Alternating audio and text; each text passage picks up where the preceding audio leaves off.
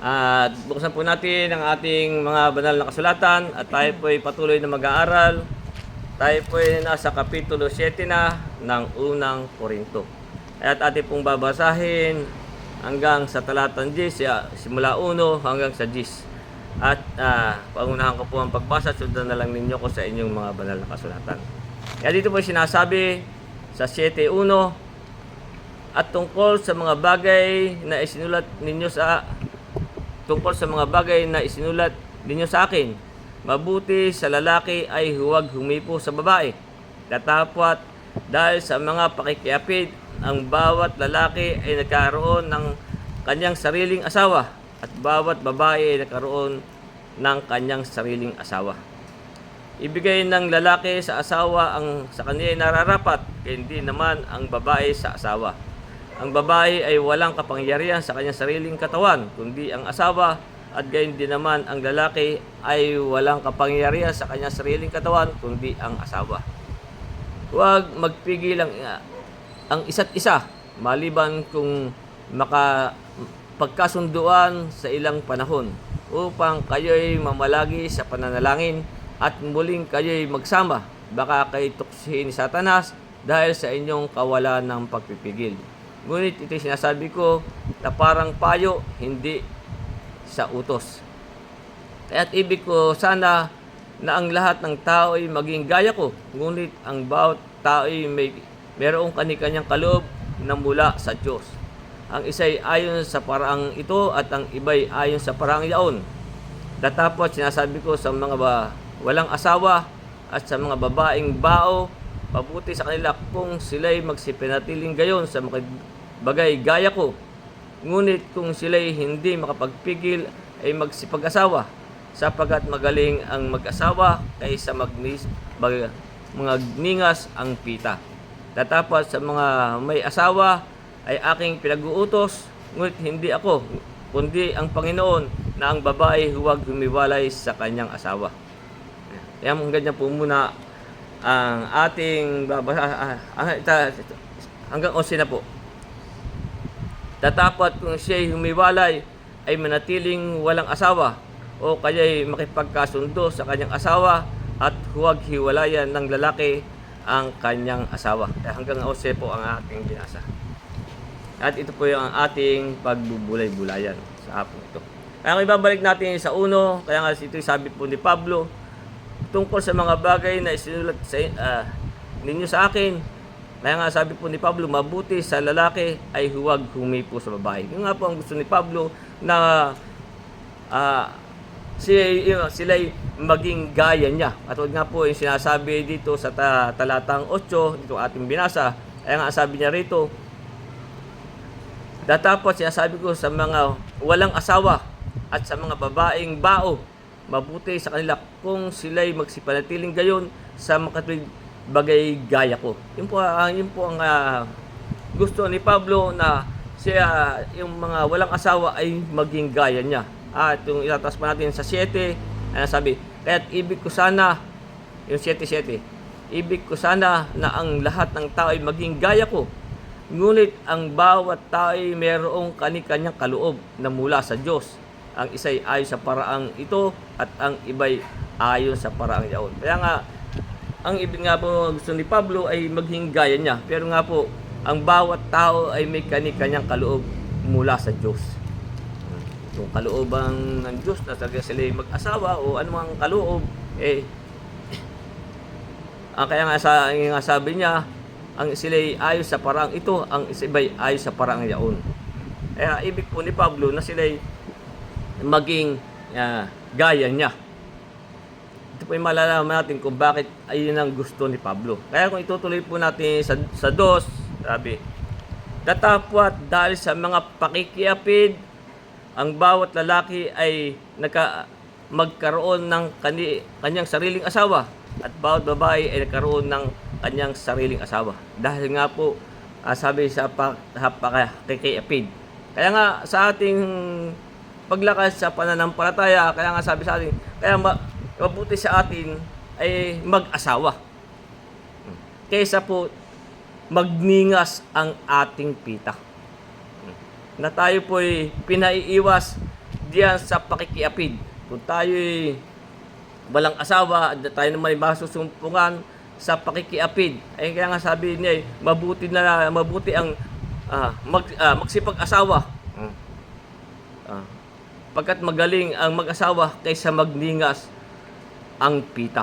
Kaya pag-aasawa na lang po. Kaysa naman po tayo masumpungan diyan sa pakikiapid. Sapagkat nga po ang sabi dito sa ating pinag-aaralan nung nakaraan, sabi nga po dito sa 6:18, tayo pinatata kasi sabi, unang Korinto 6:18, sabi, magsitakas kayo sa pakikiapid, lahat ng kasalanang gawin ng tao ay nasa labas ng katawan, ngunit ang gumagawa ng pakikiapid ay nakakasala laban sa kanyang sariling katawan.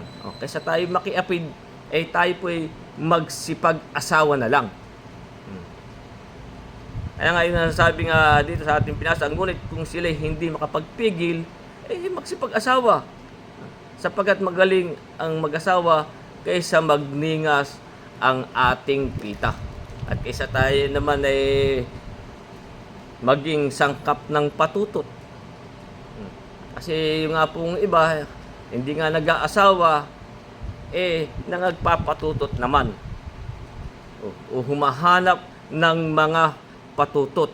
Na yun nga po ang sabi sa atin dito rin, na ang sabi sa unang Korinto 6:16, kaya nga ang sabi sa atin, hindi ba kayo nalalaman na ang nakikisama sa patutot ay kaisang katawan niya?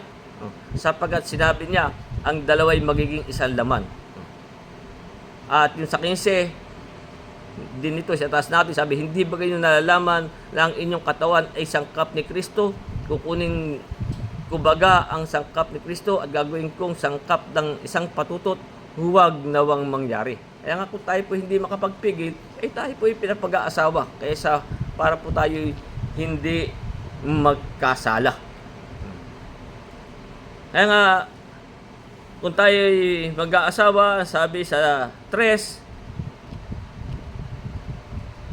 ibigay ng lalaki sa asawa ang sa kanya'y nararapat. Kung tayo po'y mag-aasawa, sabi po'y ibigay ng lalaki sa asawa ang sa kanya'y nararapat.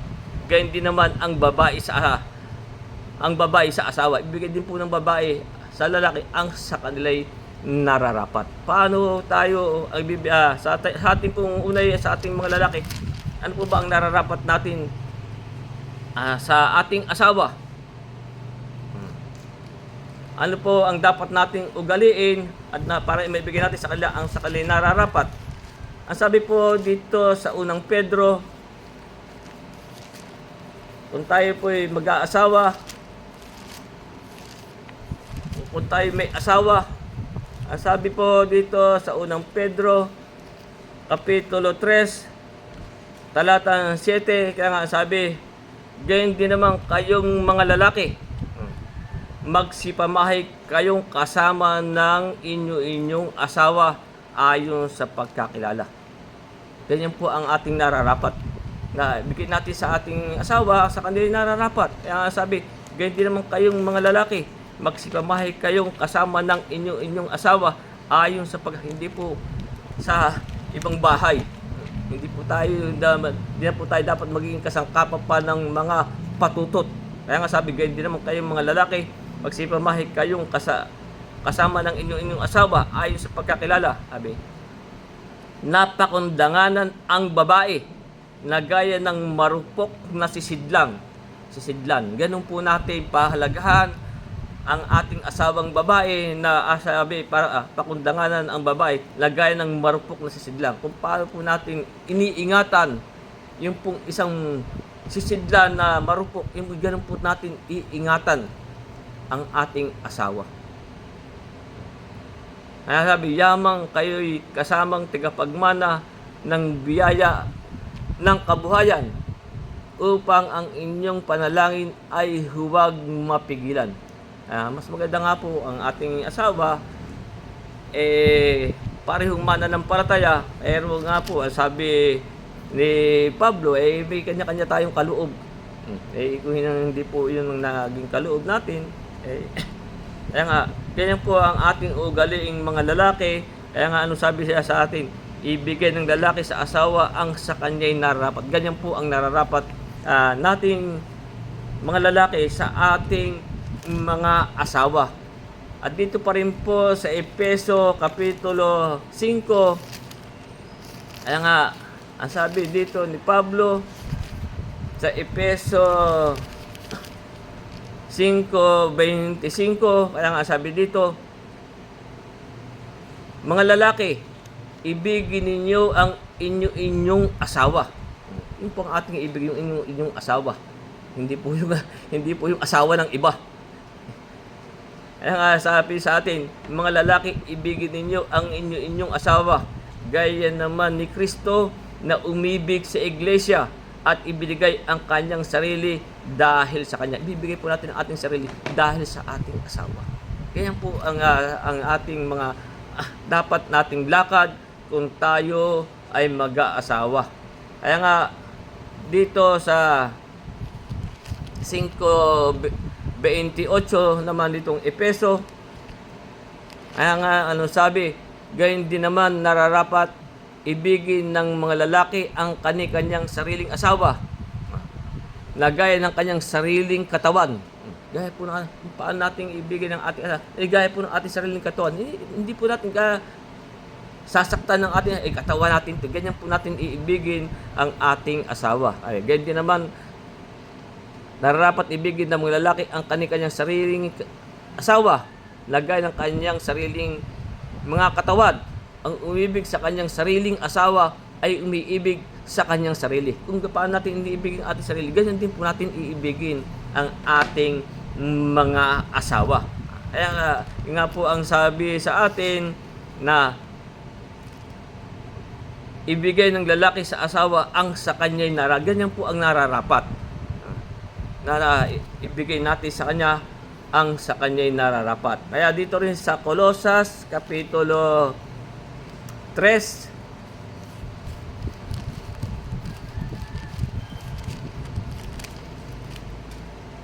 sa talatang 19, ang sabi dito, mga lalaki, ibigin ninyo ang inyong asawa at huwag kayong maging mapait sa kanila. Huwag tayong maging mapait sa kanila. Ganyan po natin iibigin ang ating asawa. Huwag po tayo magiging mapait sa kanila. Ibigay ninyo sa inyong asawa ang sa kanila'y nararapat. Ganyan po tayo, mga mananampalataya, sa paglakad natin sa pananampalataya. Ganyan po natin iibigin ang ating mga asawa. Kaya nga sabi, ibigay ng lalaki sa asawa ang sa kanyang nararapat. Ganyan din naman ang babae sa asawa. Ganyan din po ang mga babae. Sabi po naman sa mga babae, ay ibigay niyo sa kanila sa inyong asawa ang sa kanila'y nararapat. Kaya kung ibabalik po natin sa unang Pedro sa talatang Kapitulo 3, ganito po naman ang dapat ugaliin ng mga babae sa kanilang mga asawa. Sabi sa 3:1, ay ganito po, unang Pedro 3:1. Ganyan din naman, kayong mga babae, ano sabi, pasakop kayo sa inyong sariling asawa. Dapat po babae ay pasasakop sa inyong sariling asawa, upang kung ang ilan ay hindi tumalima sa salita ay mga hikayat ng walang salita sa pamamagitan ng ugali ng kani-kanyang asawang babae. Ano yun? Sabi sa 2, sa pagkamasid nila ng inyong ugaling mahinhin. Dapat po ang dapat uugaliin ng babae. Sa pagkamasid nila sa inyong ugaling mahinhin na may takot. May takot po tayo sa Diyos. Kaya ganyan po ang dapat na ibigay ng babae ang sa kanila'y nararapat sa ating asawa. At kung ibabalik din natin sa Efeso sa 5, sa 5:22, kaya nga sabi dito ni Pablo, Efeso 5:22, mga babae, pasakop kayo sa inyong sariling asawa, na gaya ng sa Panginoon, sapagat ang lalaki ay pangulo ng kanyang asawa. yung pong lalaki ay pangulo ng kanyang asawa. Gaya naman ni Kristo na pangulo ng iglesia, doon po inihalin tulad na siya rin ang tagapagligtas ng katawan. Kaya nga, ganun po ang nararapat sa mga babaeng mga sumasampalataya. At dito rin sa Efeso, kaya nga sabi sa Efeso 5:33, na ang sabi nga dito, gayon din naman ay gayon man ay umibig naman ang bawat isa sa inyo sa kani-kanyang sarili. Ito po ay sa pareho na. Tayo po ang sabi, gayon man ay umibig naman ang bawat isa sa inyo sa kani-kanyang sariling asawa. Doon po tayo ibig sa kanyang sariling asawa. Huwag na po tayong humanap pa ng ibang iibigin. Sa kanila kundi po sa sariling asawa. Sabi, gayon din naman ay umibig naman ang bawat isa sa inyo sa kani-kanyang sariling asawa. Gaya ng sa kanyang sarili, ang babae ay gumalang sa kanyang asawa. Ganyan po ang nararapat sa ating mga mananampalataya. Kung paano, kaya nga yun nasabi sa atin, gaya sa 3, ibigay ng lalaki sa asawa ang sa kanya nararapat, gayon din naman ang babae sa asawa. Gaya, ganyan po ang nararapat natin sa paglakad sa pananampalataya. Kaya sa 4, ibasahin ko na po 4 hanggang 6. Kaya sabi dito, ang babae ay walang kapangyarihan sa kanyang sariling katawan, kundi ang asawa. Yung pong katawan ng ating babae po, wala nang kapangyarihan siya sa kanyang, kundi yung po sa asawa lang niya. Wala na pong kapangyarihan sa ibang asawa. Marami, sa bagay, sila po hindi po nakakabasa ng banal na kasulatan, kaya hindi po nila naaalaman yung mga ganyang bagay. Sabi, ang babae walang kapangyarihan sa kanyang sariling katawan. Hindi na po wala na pong kundi ang asawa. Ito po para sa kanyang asawa lamang. Hindi po para kay kumpare, hindi para kay ganun. Marami tayong nababalita, ganyan. Kaya sabi, ang babae walang kapangyarihan sa kanyang sariling katawan, kundi ang asawa. Gayon din naman, ang lalaki ay walang kapangyarihan sa kanyang sariling katawan, kundi ang asawa. Ito po para sa asawa. Kaya nga, ganyan po ang dapat sa atin. Kaya sabi sa 5, huwag magpigil ang isa't isa maliban kung pagkasunduan sa ilang panahon upang kayo'y mamalagi sa panalangin at muling kayo'y magsama. Baka kayo'y tuksohin ni Satanas dahil sa inyong kawalan ng pagpipigil. Ngunit ito'y sinasabi ko na parang payo, hindi utos. Kaya nga po yung mga tayo po'y wala ng kapangyarihan sa ating sariling katawan, kundi doon po ang asawa na lamang. At kaya nga, ang sabi nga sa atin dito sa Hebreo 13 na maging marangal nawa ang pag-aasawa at huwag magkadungis ang higaan. Kaya babasahin po natin yung Hebreo 13 talatang 4. Sabi, maging marangal nawa sa lahat ang pag-aasawa at huwag magkadungis ang higaan, sapagat ang mga mapakiapid at mga mapangalunya ay pawang hahatulan ng Diyos. Kaya ganyan po ang nararapat sa ating mga manampalataya kung tayo po ay mag-aasawa.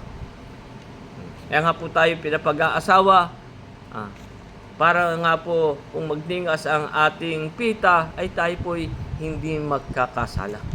Doon na po nating ibigay ng lalaki sa asawa ang sa kanya nararapat, ganyan din naman ang babae sa asawa. Ibigay lang natin sa kanya ang nararapat.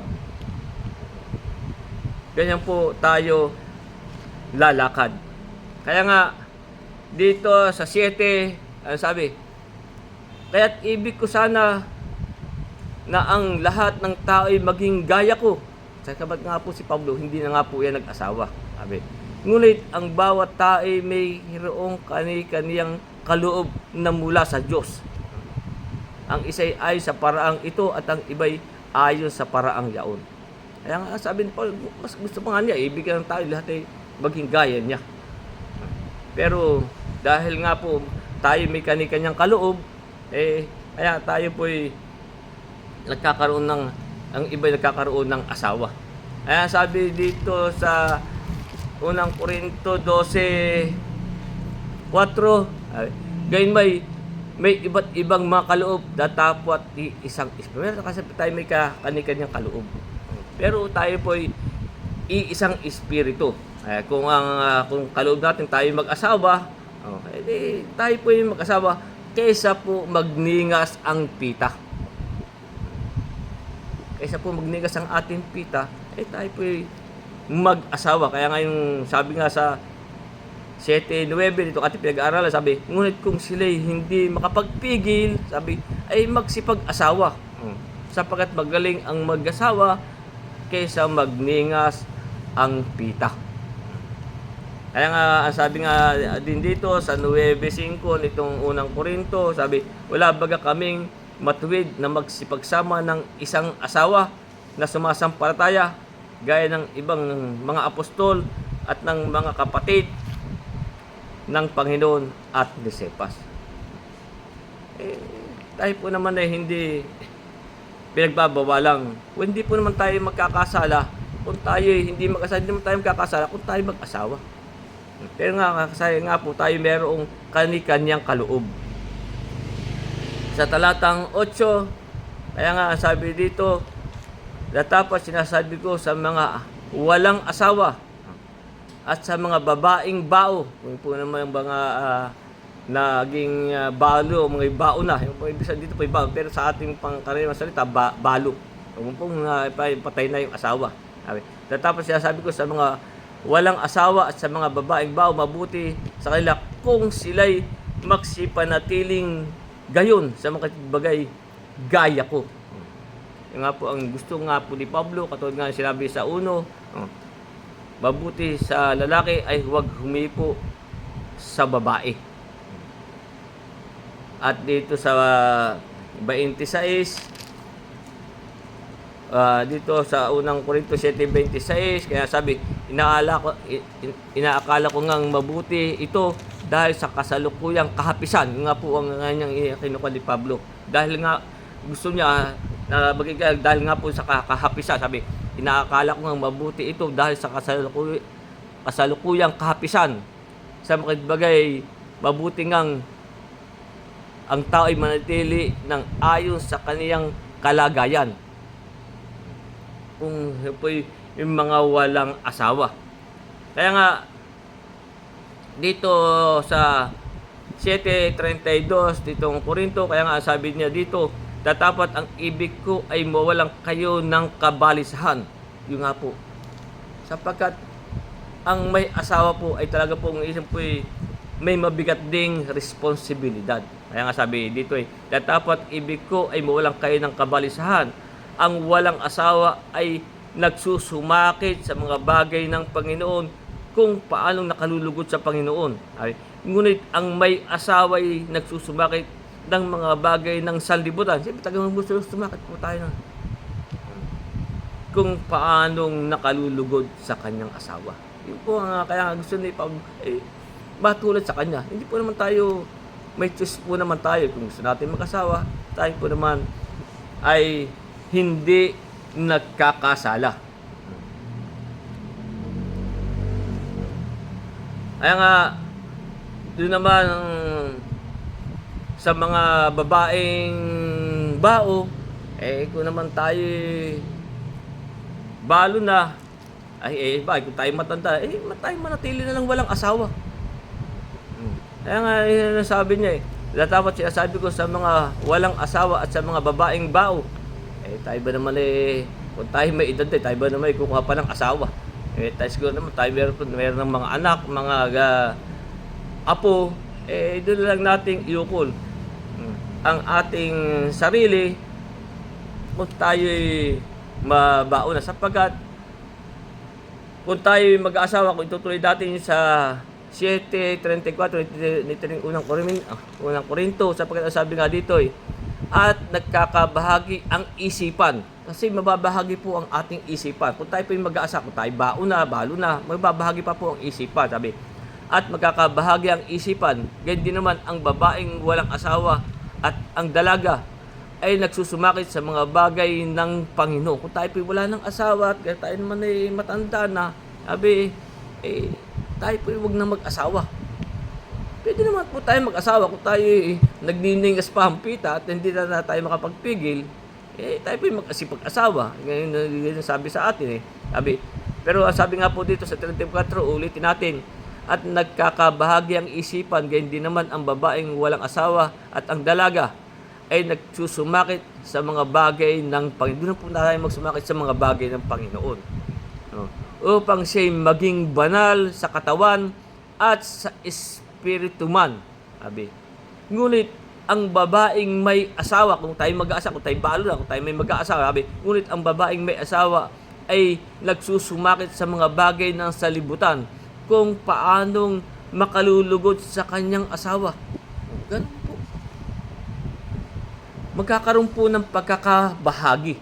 Imbis na tayo ay nagsusumakit sa bagay ng Panginoon upang siya'y maging banal sa katawan at sa espiritu, ay kung tayo po mag-aasawa pa, ay nga po, sapagkat po tayo ay lalo na't ang ating mapapangasawa ay hindi mananampalataya, meron po tayong naging kasama ganun, siya'y nabalo na, nag-asawa pa, ang nakuha niyang napangasawa ay hindi mananampalataya. Anong nangyari?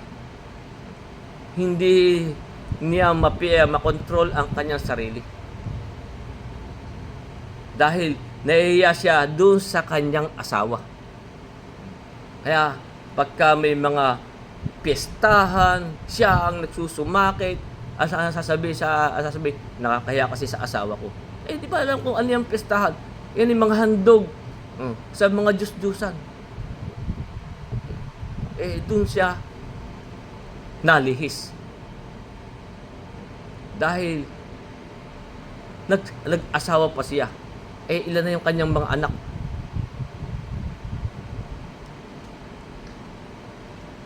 Dahil nahihiya siya doon sa asawa.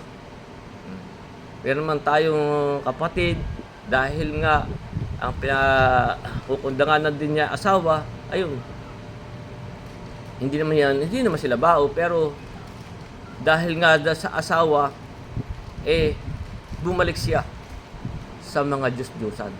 Wag lamang silang magtalo, wag lamang silang mahati ang isipan. Sinunod na lang yung kanyang asawa. Kaya nga ilang sabi sa atin ni Pablo sa 8, dapat sinasabi ko sa mga walang asawa, sinasabi sa mga walang asawa, maging bao man o hindi, o sa mga babaeng bao, mabuti sa kanila kung sila'y magpanatiling gayon sa mga tuwid bagay gaya ko. Para nga po tayo iniiwas ni Pablo sa mga bagay na ganyan, sapagkat mahahati po ang ating isipan. Ngayon, kung talagang hindi makapagpigil at nagdanasa ang kanilang pita, mag-asawa sila. Kung sila ay bata pa, kaya may sabi dito sa unang Pedro Kapitulo 5, unang Timoteo. Kaya nga sabi ni Pablo sa unang Timoteo sa 5:14, sabi, ibig ko ngang magsipag-asawa ang batang babaeng bao, magsipanganak, magsipamahala ng sambahayan, huwag magbigay ng sa kaaway ng anumang kadahilan ng ikalibak. Kung sila po hindi na makapagpigil, sabi nga ni Pablo, ibig ko ngang magsipag-asawa ang mga batang babaeng bao, kung bata pa. Kung kaya naman nilang pigilin ang kanilang sarili, eh, wala po namang, hindi naman tayo magkakasala doon. Kaya ituloy natin. Kaya nga, yun po yung sa 8:9, kaya nga sabi sa atin, dapat ibig ko nga sa walang asawa at sa mga babaeng bao, mabuti sa kanila ang sila'y magsipanatiling gaya sa mga gaya ko. Ngunit kung sila'y hindi makapagpigil, ay magsipag-asawa sapagkat magaling ang mag-asawa kaysa magningas ang pita.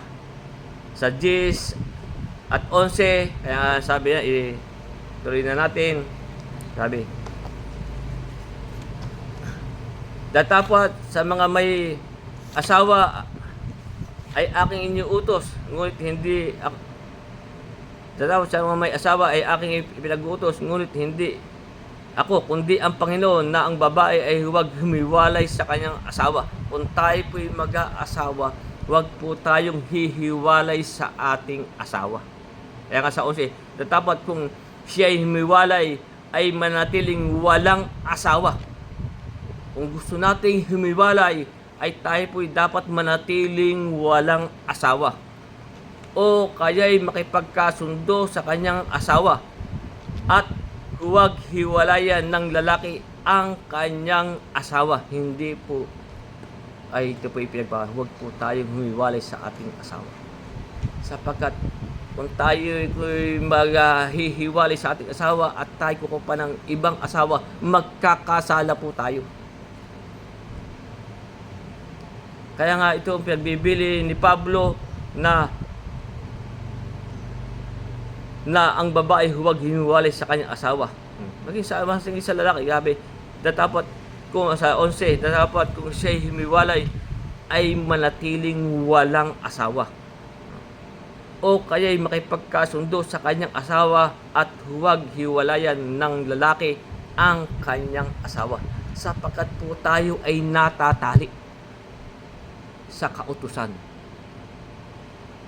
Hindi nga po, ang sabi dito sa talatang 27, ito rin unang Korinto 7:27, kaya nga ang sabi dito, natatali ka ba sa asawa? Ang sabi, huwag mong pagsikapang ikaw ay makalag.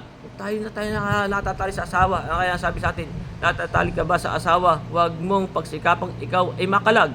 Ikaw bagay kalag sa asawa. Sabi, huwag kang humanap ng asawa. Kung tayo po'y kumalag o tayo humiwalay, ano ang sabi sa atin? Huwag kang humanap ng asawa. Sapagkat, ang sabi dito sa 39, 7:39, kaya nga po ano sabi dito, ang babaeng may asawa ay natatalian samantalang nabubuhay ang kanyang asawa. Bakit tayo lalaki? Nakatali po tayo. Ngunit kung patay na ang asawa, kung namatay na ang ating asawa, ay sabi, ay may kalayanan na siyang makapag-asawa sa kaninumang ibig niya sa kalooban labang ng Panginoon. Pero habang buhay po ang asawa, tayo po'y magkakasala. Ngayon, kung inay namatay na, pwede naman po tayong mag-asawa. Sapagkat, ang sabi po dito sa Roma, Kapitulo 7, sa talatang 2, kaya nga sabi dito sa 7:2, sapagkat ang babae na may asawa ay itinali ng kautusan sa asawa, samantalang ito'y nabubuhay. Habang nabubuhay ang inyong asawa at kayo himiwalay, tayo po'y nakatali pa doon sa asawa. Dapat kung ang asawa'y namatay, ay kalag na sa kautusan. Kaya nga sabi sa 3, kaya nga kung samantalang nabubuhay ang asawa, siya'y nakiksama sa ibang lalaki, siya'y tatawaging mangangalunya kahit po kayo hiwalay na. Kaya nga sabi, natatali ka ba sa asawa? Huwag pagsikapang ikay himiwalay. Kaya nga, ulit ko yung 3, kaya nga kung samantalang nabubuhay ang asawa, siya ay nakisama sa ibang lalaki, siya ay tatawaging mangalunya. Kung tayo po mag-asawa, kahit hiwalay na at nag-asawa pa kayo, tatawagin po tayo mangalunya. Dapat kung mamatay ang asawa ay laya na siya sa kautusan. Ano pa, siya ay hindi na mangalunya, bagaman siya ay nakisama sa ibang babae. Kaya nga, iyan po ang utos sa atin. Dahil sa atin pong mga mananampalataya. Sapagkat kung sabi nga po sa aklat ni Marcos,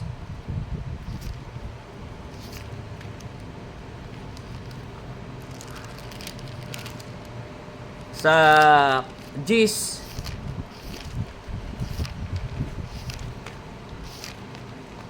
kaya nga po yung mga naghihiwalay at nag-asawa pa ng iba, yung po mga nagkakasala. Sa aklat ni Marcos sa Gis 11, kaya nga sabi dito, sa 11 sabi, at sinabi niya sa kanila, ang sino mang lalaki na ihiwalay ang kanyang asawa at mag-asawa sa iba, kung inihiwalay mo, kung naghiwalay kayo, nag-asawa ka sa iba, ay nagkakasala ng pangangalunya laban sa unang asawa. Kahit po kayo hiwalay na, nagkakasala po kayo ng pangangalunya. Sabi, kung ihiwalay naman ng babae, kung ang babae naman ihiwalay yung kanyang asawa, kung ihiwalay ng babae ang kanyang asawa at nag-asawa sa iba, sino ba yung nag-asawa sa iba, ay nagkakasala siya ng pangangalunya. Kaya nga, yun po ang bilin sa atin. Kung tayo ay mag-aasawa, kaya nga ulitin ko yung 7:27 ng itong unang Korinto, natatali ka ba sa asawa? Huwag mong pagsikapang ikaw ay makalag. Ikaw bagay kalag sa asawa. Kung tayo gusto mo naman kumalag, huwag kang humanap ng asawa. Yan po kasi ang hinahanap ng mga tao divorce. Kasi nga po, sa bagay, ito po ay sa mga mananampalataya. Sila po, yun po silabing mga nasa labas. Iba na po ang kanilang pananaw sa mga ganong bagay. Kaya nga, ulitin natin yung 7:39 nitong 1 Corinto 7:39, sabi, ang babaeng may asawa ay natatalian samantalang nabubuhay ang kanya. Tayo po, maging lalaki, tayo po ay natatali. Kung gustong makipaghiwalay yung isa't isa, kung kaya ninyo, nahiwag na kayong mag-asawa sapagkat po tayo'y magkakasala ng pangangalunya. Kung kayo naghiwalay na at nalaman yung namatay na yung inyong asawa, tayo kalag na. Pwede na tayo mag-asawa. Wag lang natin ipapapatay para tayo kapag asawa, lalo tayo magkakasala niya. Kaya nga sabi, ang babaeng may asawa ay natatalian samantalang nabubuhay ang kanyang asawa. Ngunit kung patay na ang kanyang asawa, ay may kalayaan na siya makapag-asawa sa kanino mang ibig niya sa kalooban lamang ng Panginoon. Kaya yan po ang bilin sa atin dito sa banal na kasulatan. Dito po sa banal na kasulatan, meron din pong binabanggit ditong divorce. Kung ating pong pag-aaralan dito po sa Mateo 19, ito po ay binanggit ng ating Panginoon na yun po sa panahon ni Moises ay sila'y binigyan ng kasulatan ng paghihiwalay. Pero ano ang sabi ng ating Panginoon dito sa Mateo 19,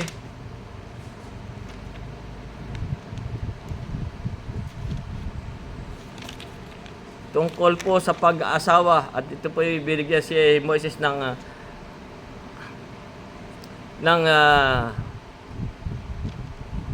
kasulatan, na mabigyan si Moises ng kasulatan ng paghihiwalay. Taas na po natin sa itaas para malaman natin ang liwanag.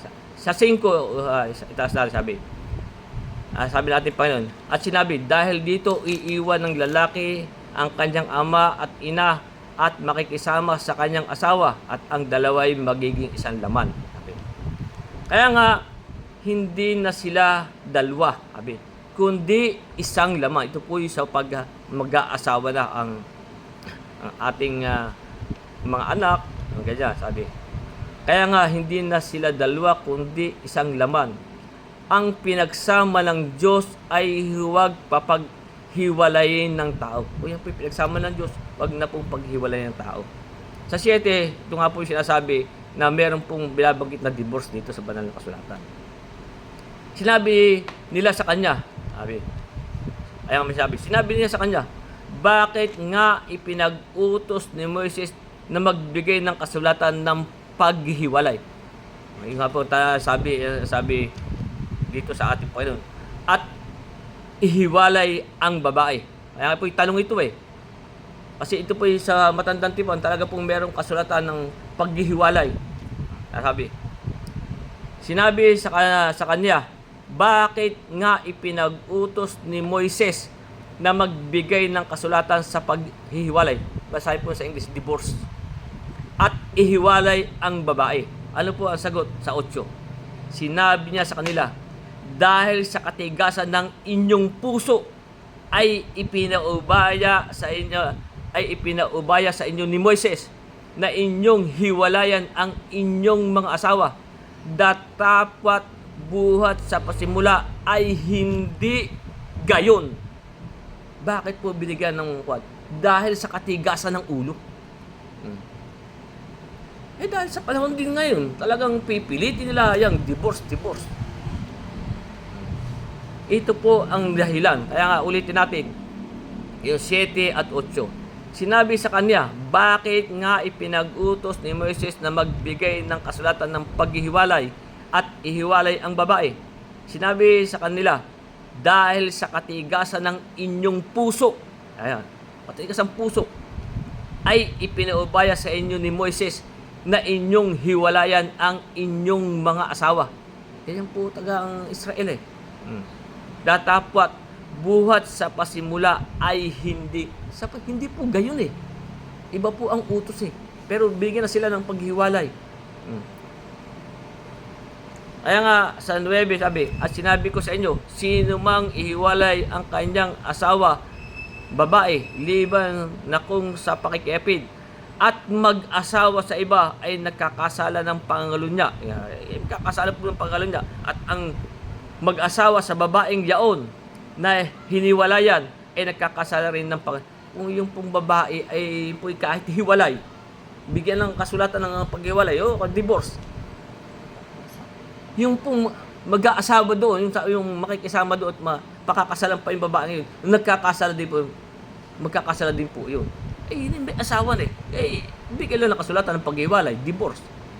Dito po sa panahong ito, kinakarir na sa ibang bansa ang pagdi-divorce Kaya ilang divorce, kaya ilang babae napapangasawa. Iba po ang kanilang naging version sa pagbibigay ng divorce ng kanilang mga batas. Pwede ka na mag-asawa sa iba. Pero dito po sa lakad ng ating pananampalataya, hindi po ganun. Kaya makikita ninyo sa ibang mga bansa, dito pilit na ipinapasok iyang divorce. Pero kung gusto niyo makipaghiwalay, mananatili kang walang asawa.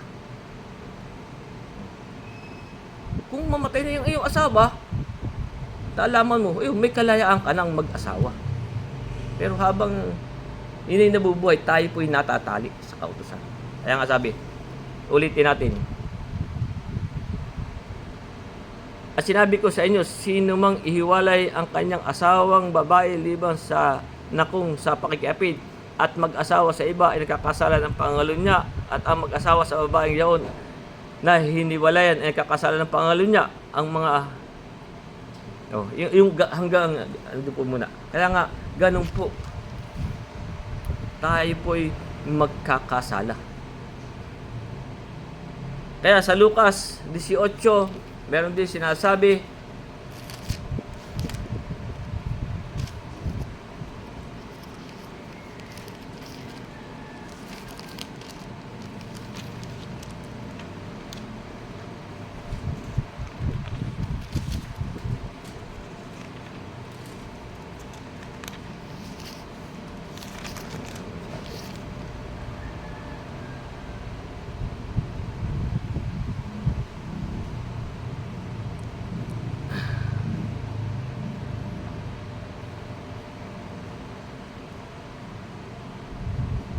16 po pala.